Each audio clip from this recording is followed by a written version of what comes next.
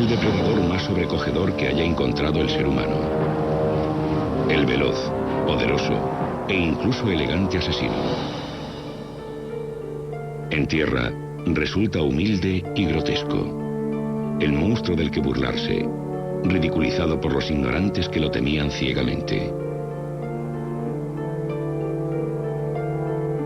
A lo largo de la historia, existía la creencia generalizada de que el único tiburón bueno era el que está muerto. Matar al temido devorador de hombres era un acto de valentía. Cuanto mayor era el animal, mejor era la historia y más valorado el trofeo. Eran los gigantes, grandes tiburones blancos que medían más de 6 metros, pesaban 2000 kilos y tenían unos 60 años.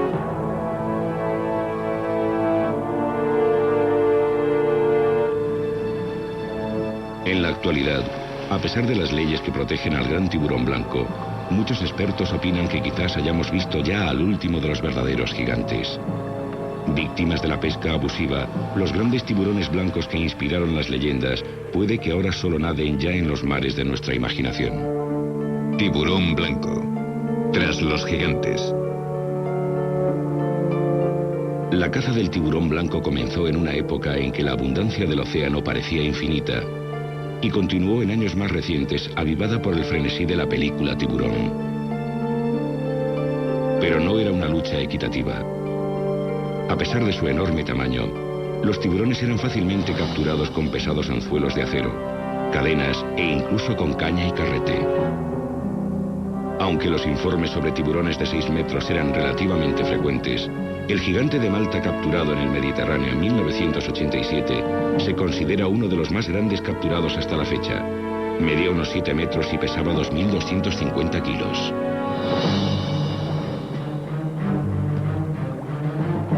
En Sudáfrica, erradicar a los tiburones blancos gigantes era una especie de pasatiempo nacional en la década de los 70.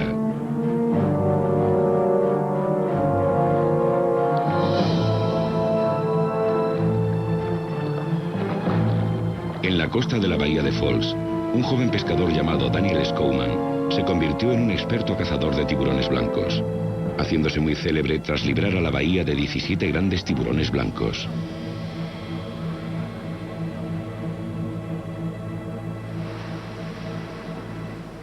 Hoy en día, la captura y muerte de tiburones blancos está prohibida por la ley. Pero en la década de los 70, Daniel sacó partido al éxito de Tiburón, película que desencadenó una gran demanda en todo el mundo de recuerdos del Gran Blanco. Despertó un gran interés en todo el mundo. La gente venía a buscarme a mi casa, que parecía un manicomio.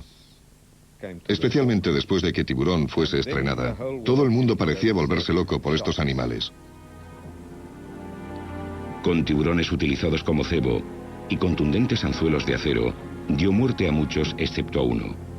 Un tiburón tan enorme y tan temible que le llamaron el submarino. La primera vez que vimos al gran submarino fue en 1971. Habíamos salido 4 a pescar. Vimos que teníamos un tiburón de unos 2,5 metros de longitud en el sedal, y en cuestión de segundos solo era un trozo de hígado en el agua. Lo vimos una vez. Salió una vez del agua, y la cabeza y la parte del cuerpo que vimos era una pesadilla. Por una parte era muy bonito, pero por otra era terrorífico. Debía de medir unos 6 o 7 metros de longitud, sin duda alguna. Las leyendas acerca del enorme tamaño del submarino y su naturaleza agresiva aumentaron con el paso de los años. Para algunos era solo un mito, pero para Danny se convirtió en una obsesión. Cuando por fin se encontraron por segunda vez, Danny atrapó al submarino usando un tiburón de 3,5 metros como cebo. En un impresionante despliegue de fuerza, comprobó aterrorizado cómo el submarino escapaba a sus anzuelos y destrozaba al tiburón del sedal. El submarino apareció y cogió al tiburón de 3,5 metros. Y hubo un momento en que estaba agitándolo sobre el agua como si fuera un gatito, como cuando un perro coge a un gatito en la boca.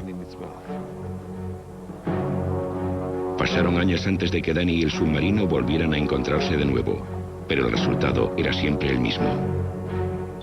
Y la tercera vez, aproximadamente unos 8 años después, fue cuando realmente lo atrapé. Lo tenía en el aparejo, pero era demasiado peligroso hacerlo salir. Podría habernos arrastrado durante muchas millas por la bahía y teníamos miedo a quedarnos sin combustible. Mucho antes de que Sudáfrica fuera el primer país en proteger al tiburón blanco, Danny había colgado sus anzuelos. Capturó 17 gigantes, pero el más notable fue el que se le escapó. Creo que aún sigue vivo. Al menos yo estoy convencido de ello. Lo tenía en el anzuelo, pero sé que el anzuelo no le causó ningún daño. Sé que ese tiburón todavía sigue en el mar, porque hasta la fecha no se sabe de nadie que lo haya capturado.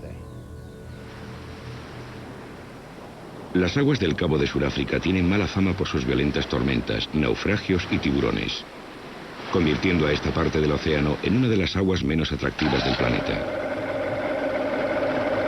Pero para los entusiastas del tiburón blanco, esta costa es un paraíso. El lugar donde el experto en tiburones, Craig Ferreira, se encontró por primera vez al submarino. De niño tuvo un encuentro con el gigante a bordo del barco de pesca de su padre. Una introducción al mundo de los tiburones que jamás podrá olvidar. El submarino era, hablando en términos sencillos, el tiburón más grande y realmente malvado que yo haya visto nunca o que haya visto jamás un ser humano. El submarino, por lo que yo sé, medía al menos unos 7 metros y no creo que puedan crecer mucho más. No sé cuántas personas, imposible contarlas, intentaron atraparlo, pero era demasiado malvado para todos ellos. Contemplar un tiburón que medía entre 6,5 metros y 7 de largo. En compañía de su padre, Theo, Craig se lanzó a la misión de atrapar al submarino, el monstruo marino más famoso de la historia de Sudáfrica. Lo enganchamos 3 veces. Intentamos detenerlo, pero me alegro de que no llegáramos a cazarlo porque habría sido el final de una auténtica leyenda. Un día tuvimos que hacer frente al submarino. Pensé que íbamos a morir. Fue realmente espantoso. Creo que es mejor que lo cuente mi padre. Este animal era probablemente todo un clásico entre los grandes tiburones blancos que puedas encontrar. El submarino medía casi los 7 metros. Sus proporciones no pueden ni siquiera explicarse. Es o el animal más magnífico que puedas ver o el mayor y más aterrador monstruo que puedas encontrarte. Llegué a enganchar al submarino en 3 ocasiones. En cada una de ellas me dio literalmente una paliza. Destrozó el aparejo y deformó por completo el anzuelo. Fue de lo más asombroso.